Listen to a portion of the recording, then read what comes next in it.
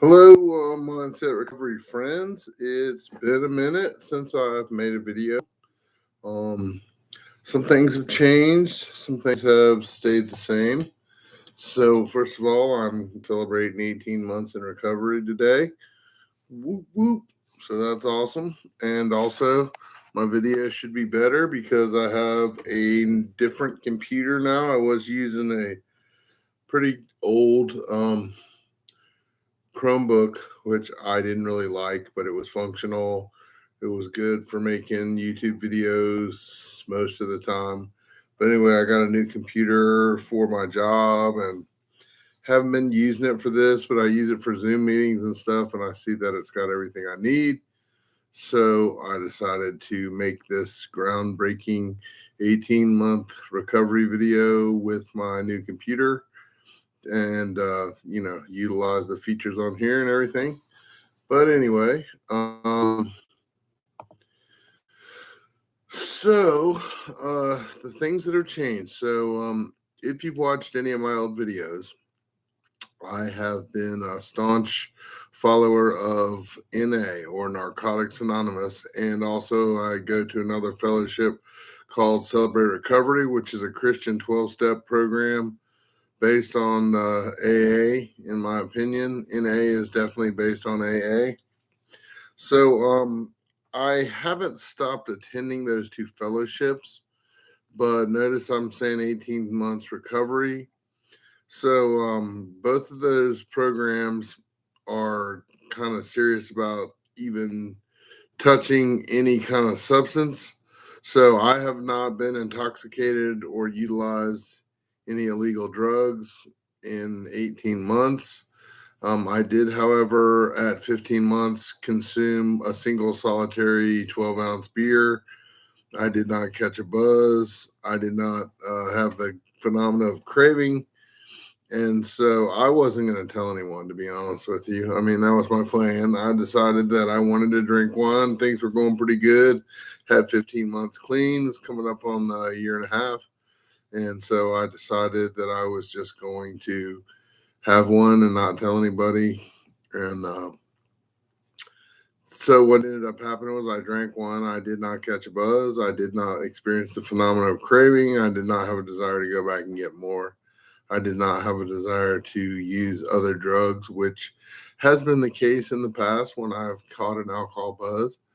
Then that leads me, that's like lighting the fuse for going back out and getting high and utilizing illegal drugs of preference. But that did not happen this time. So, like I said, the plan was to drink a beer and enjoy it and not tell anybody, and nobody would ever be the wiser.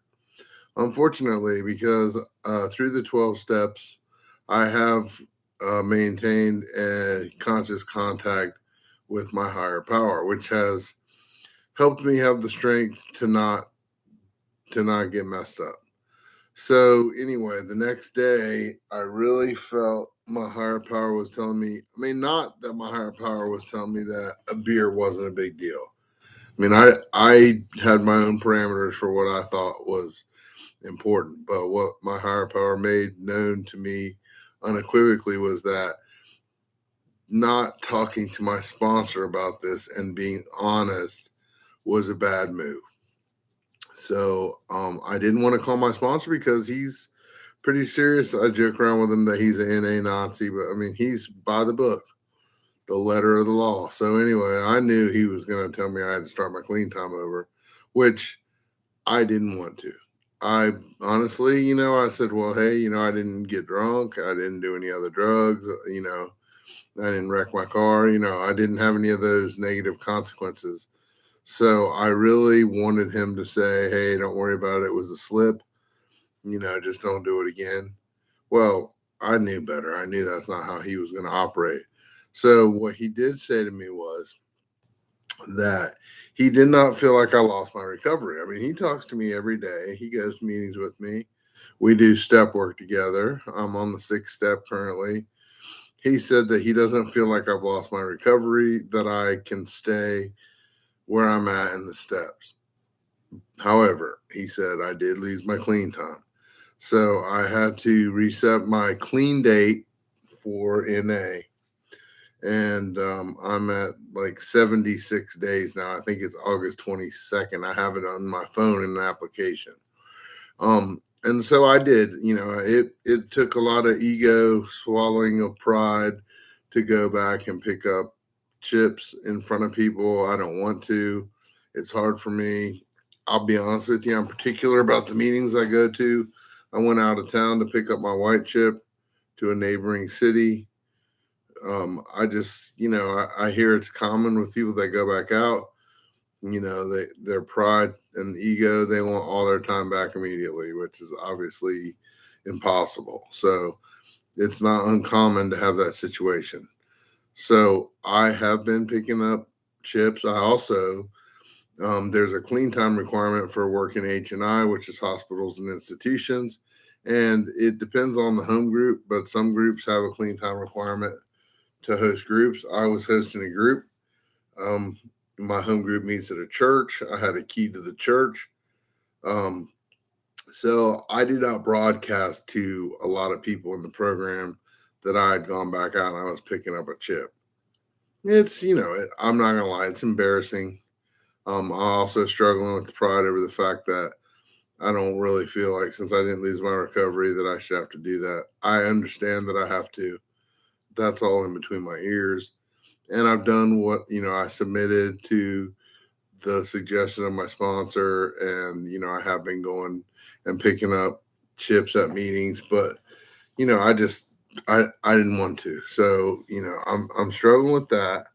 Oh, I forget what I was going to say, but anyway, so, I couldn't do H&I anymore. Oh yeah. I had to turn in my key for my home group. So I haven't been able to share my home group. And actually I got a new job, which is great. Probably part of the cloud that I was riding on that told me that it was okay for me to drink a beer because I'm doing so good. And that is a thing. It's not okay, but it's a thing that happens in our brains. I watched something where they did a study on people. It was addicts. They didn't really understand the 12-step program. So, it wasn't somebody who was a 12-step person, but they said that, addicts are basically addicted to dopamine and so drugs that we crave, or sex or gambling or overeating or whatever it is that we're abusing is boosting the dopamine in our brain. And that's what we're addicted to, that release. And so what happens is that we were naturally designed in our brains to have positive things release dopamine, like eating, being full, and sex, and but you're not supposed to abuse it, but those things naturally release that stuff. So they still exist. There's still things out there once you get clean and you're not doing drugs or drinking or having inappropriate sexual relationships or gambling or whatever that you were doing.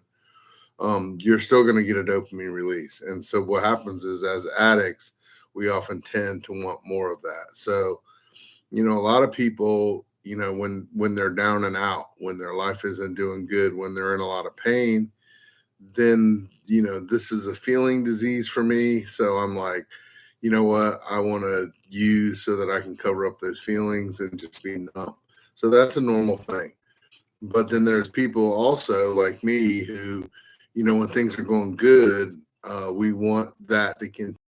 We feel a dopamine release from accomplishing something, because that's a normal thing with dopamine is, when you're doing well, when you accomplish something, that makes you feel good. So we crave that sometimes. So here I was, I got a new job, making good money. It's been a perfect job for me. I had a stroke, so I'm disabled. I'm waiting on getting disability.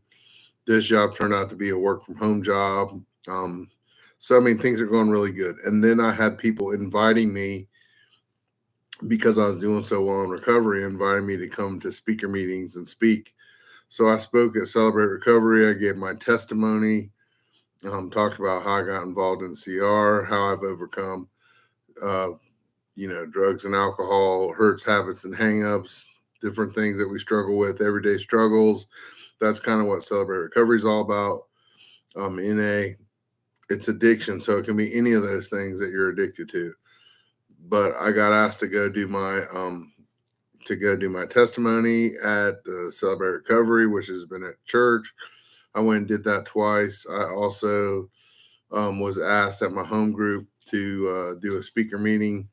So I spoke for an hour about, my experience in recovery and what I do.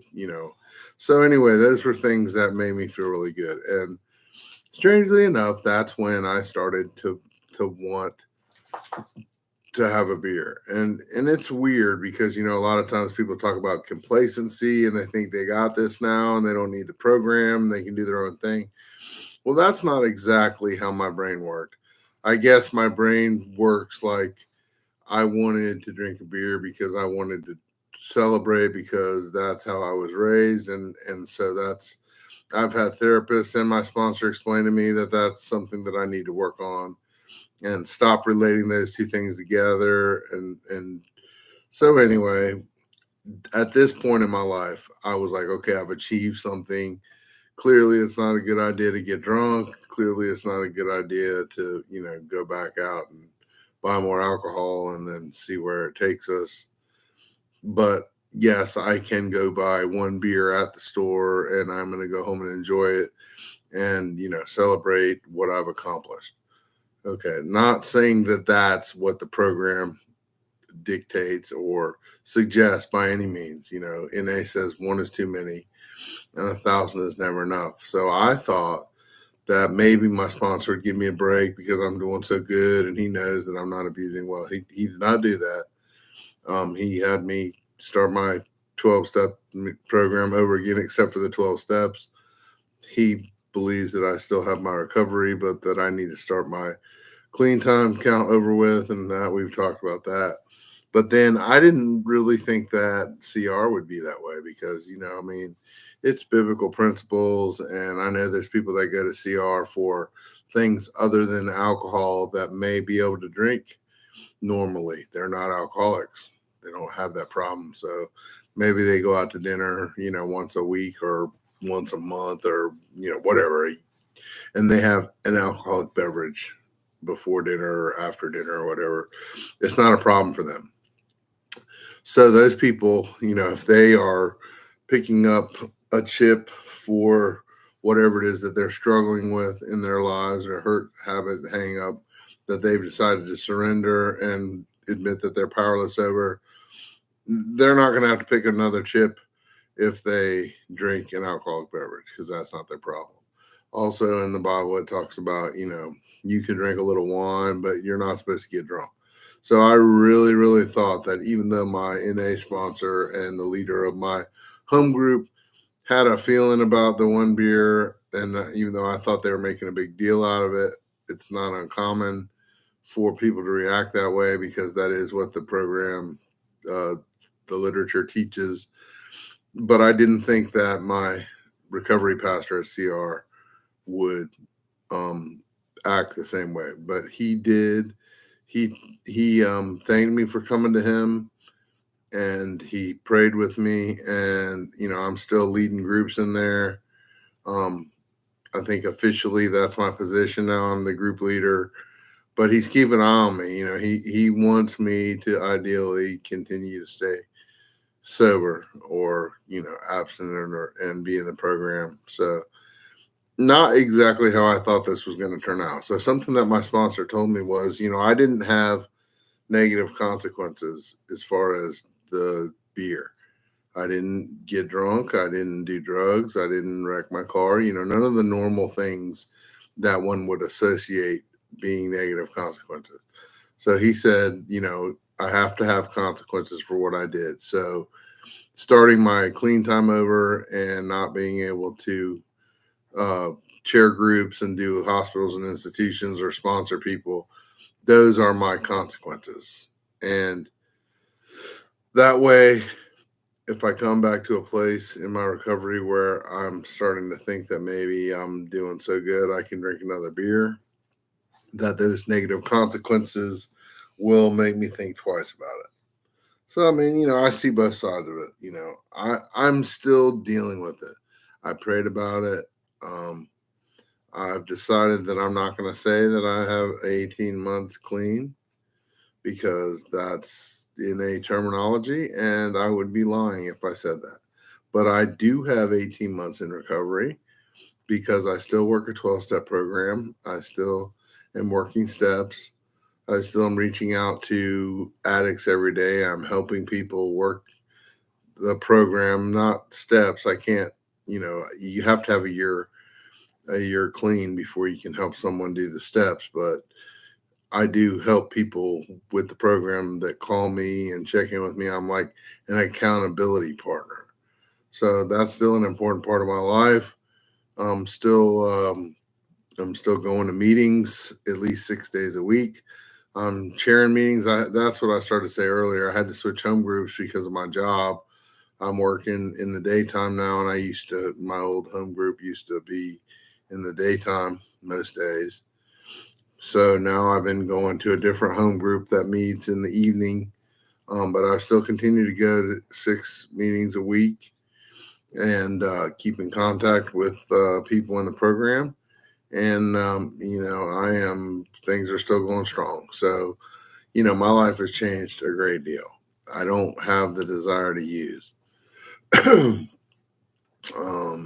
don't know how it's going to come. What I said to my sponsor, he said, we got to figure out what your reservation is that made you drink or made you want to drink or that you used as an excuse to drink. I don't remember how he puts. He's very careful in how he speaks because nothing makes me drink. I make a decision to drink based on maybe faulty information or my brain screwing with me.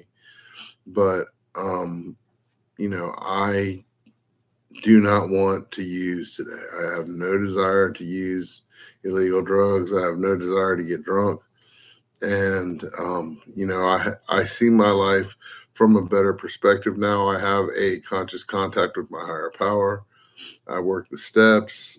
I'm working on character development and my relationship with my higher power and other people, and my life is going good. So, I know that was a lot of stuff to say. I don't really know how to say it. I want to give an honest evaluation of my recovery, but it is still recovery in my eyes, and still celebrating it. So, anyway, this has been Roberto, and I thank you for watching my video on mindset recovery. And I hope to be making another one soon. And have a great day and fight the good fight. Thank you very much.